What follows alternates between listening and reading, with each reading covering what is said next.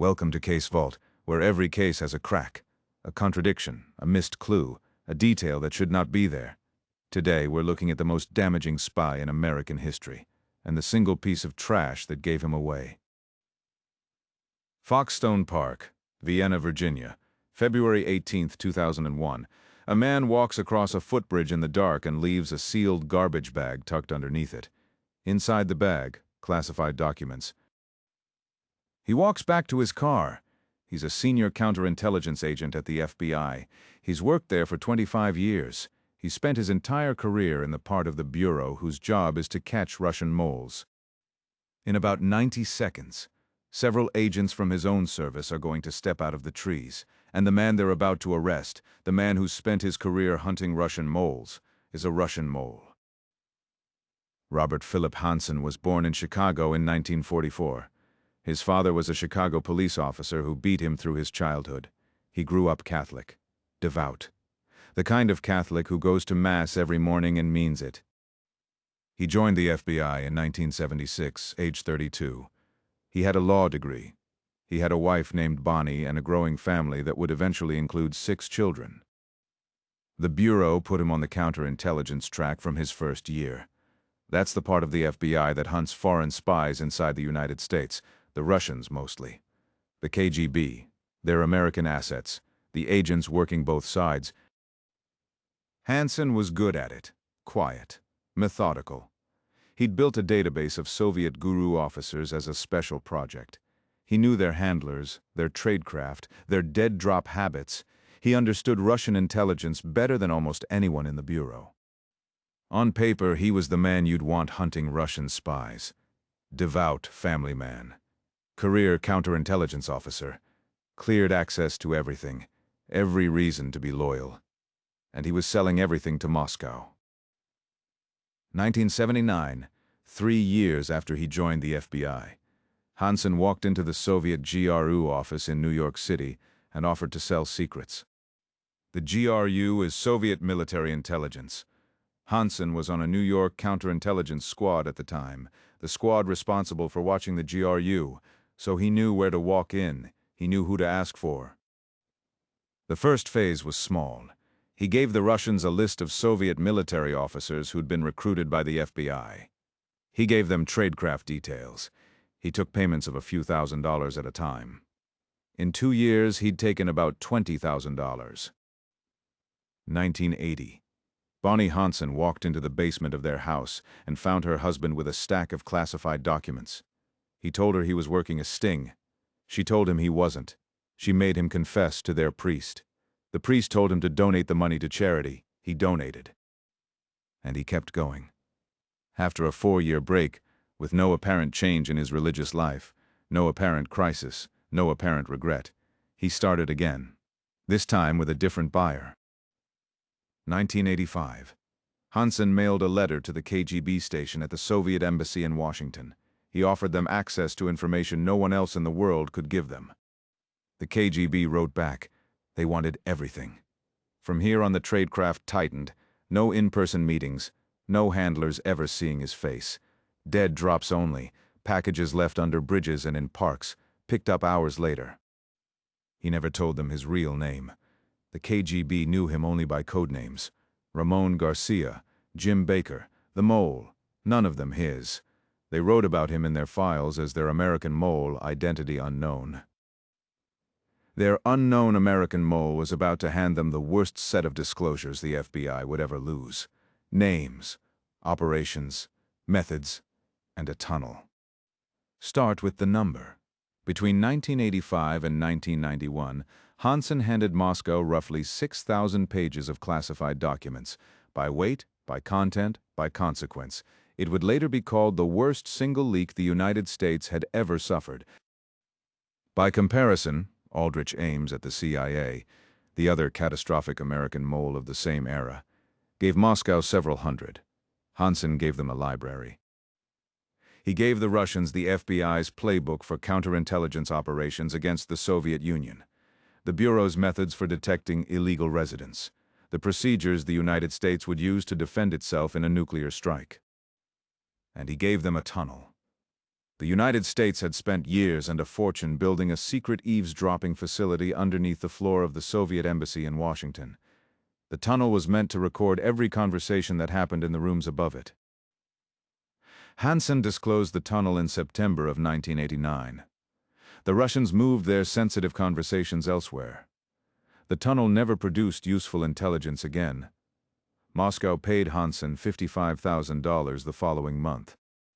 And he gave them the names. The Americans the KGB had recruited inside the Soviet Union. The double agents working for the United States from inside Soviet intelligence. He gave the Russians their identities. At least 3 of those men were arrested, interrogated, and executed by Soviet counterintelligence. If you want to know who Hanssen exposed and what it cost them, hit subscribe. The next 3 names are why this case is on every counterintelligence syllabus in the world. This is the part that costs the most. The cost in human lives.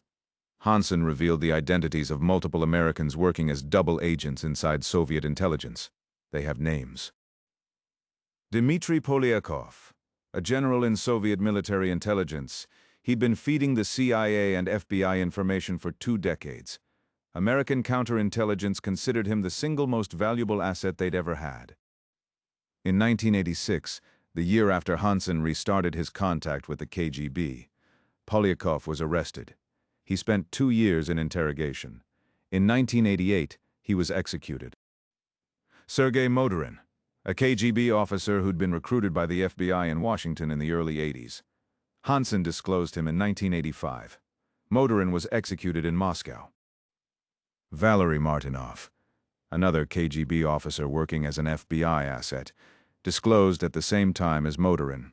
Same outcome, shot to death. Boris Yuzhin survived.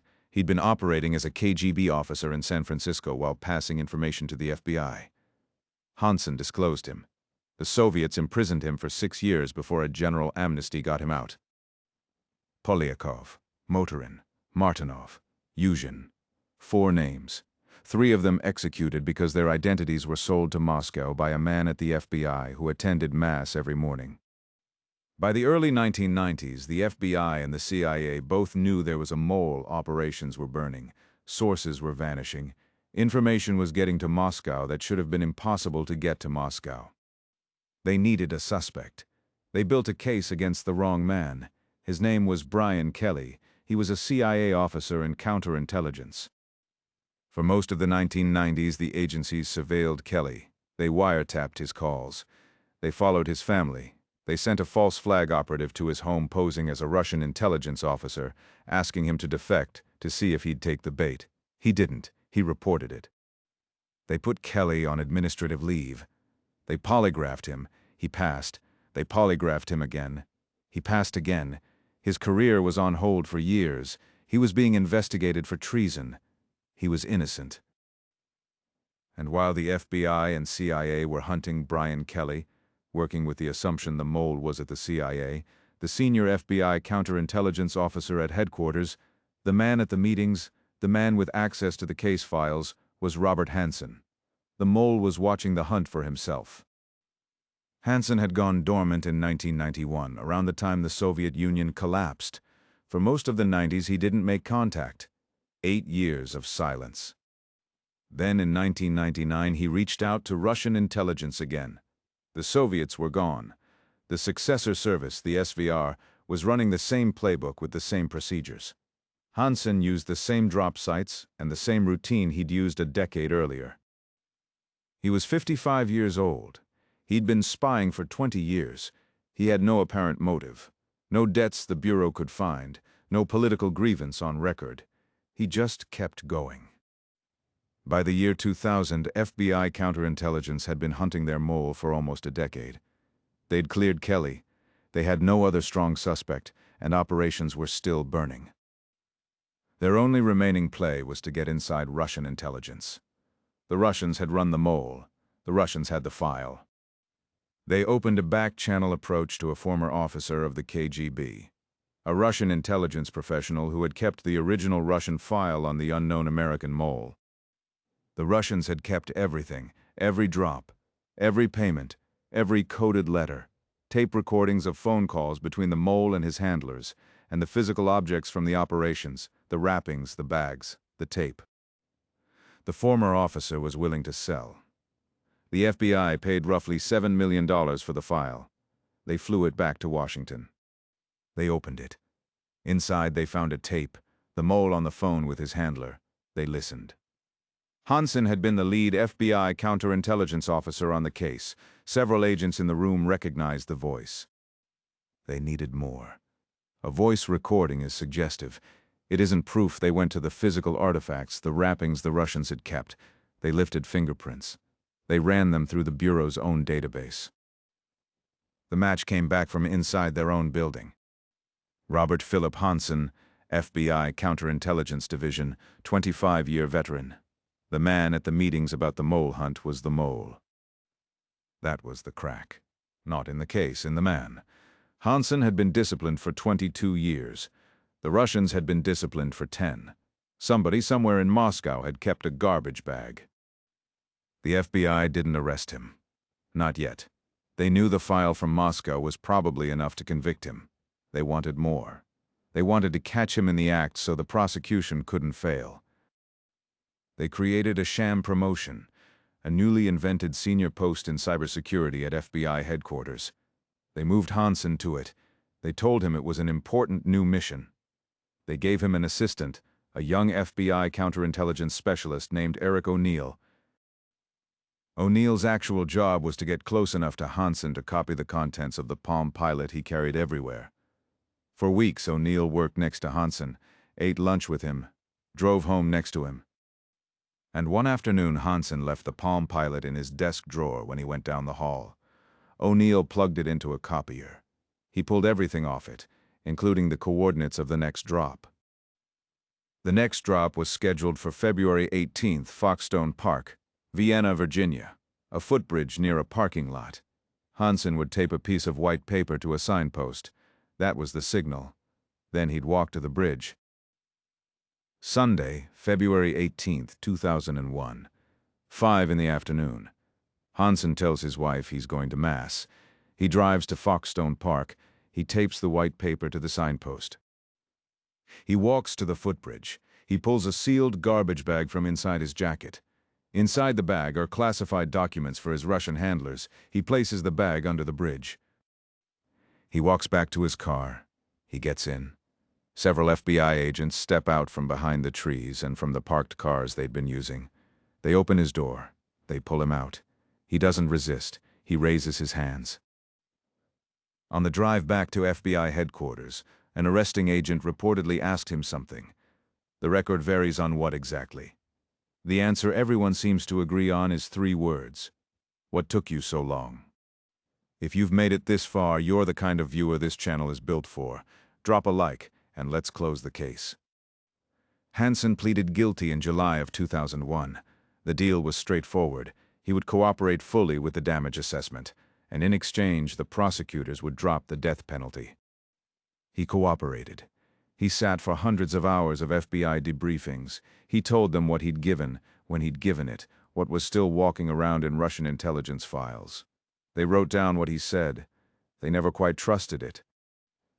May 10th, 2002, the court sentenced him 15 consecutive life sentences without the possibility of parole. He was sent to the federal supermax at Florence, Colorado, 23 hours a day in his cell.